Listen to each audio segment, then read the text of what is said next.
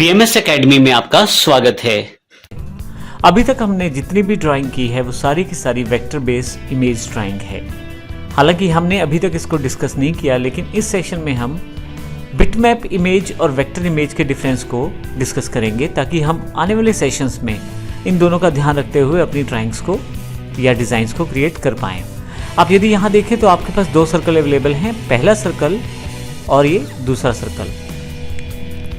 जो पहला सर्कल है वो एक बिटमैप इमेज का एग्जाम्पल है, जबकि दूसरा जो सर्कल है वो वेक्टर इमेज का एग्जाम्पल है।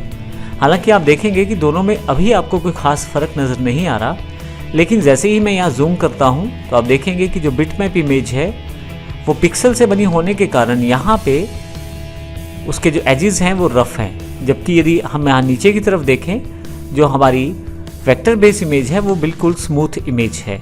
हालांकि इसके अलावा भी बिटमैप इमेज और वेक्टर इमेज में काफ़ी सारे डिफरेंसेस हैं, तो आइए सबसे पहले इनसे काम करने से पहले हम इन सभी डिफरेंसेस की जानकारी इस सेशन में ले लेते हैं।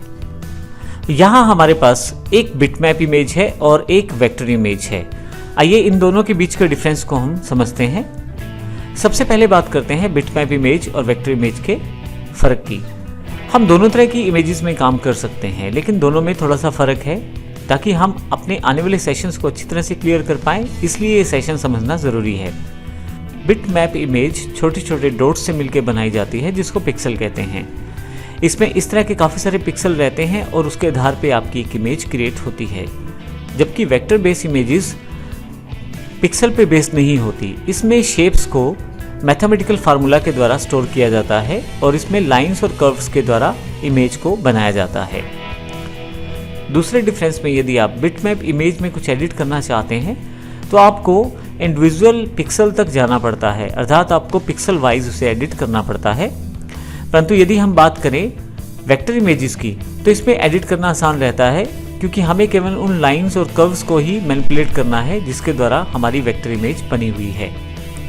बिटमैप इमेजेस साइज में बड़ी होती हैं, क्योंकि इनको हर एक पिक्सल की इंफॉर्मेशन स्टोर करनी होती है, जबकि वेक्टर इमेज जो होती है वो साइज में छोटी होती है, क्योंकि इसमें केवल फार्मूलेशन को ही स्टोर करना है जिससे हमारी शेप बनकर तैयार हुई है।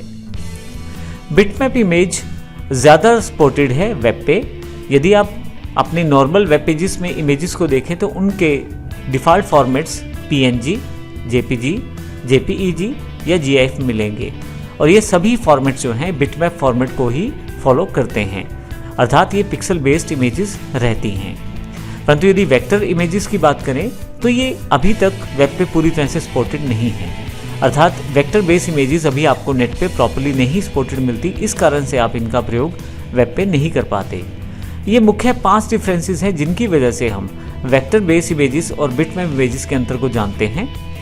आप कहाँ उस इमेज का प्रयोग कर रहे हैं ये निर्भर करता है, उसके आधार पे आप अपनी इमेज क्रिएट कर सकते हैं। यदि आप नेट बेस्ड वर्किंग करते हैं तो आप बिटमैप इमेजेस को क्रिएट कर सकते हैं, परंतु यदि आप ड्राफ्टिंग और डिज़ाइंस का कार्य करते हैं तो वेक्टर बेस इमेजेस को आप प्रयोग कर सकते हैं। इसके अतिरिक्त भी आवश्यकता के अनुसार आप बिटमैप इमेज और वेक्टर बेस इमेजेस को प्रयोग कर सकते हैं। तो इस तरह से हमने इस सेशन में देखा कि दोनों के बीच में क्या डिफरेंस है, और आने वाले सेशंस में हम देखेंगे कि इनके आधार पर हम किस प्रकार की प्रॉपर्टीज़ का प्रयोग कर पाएंगे। धन्यवाद।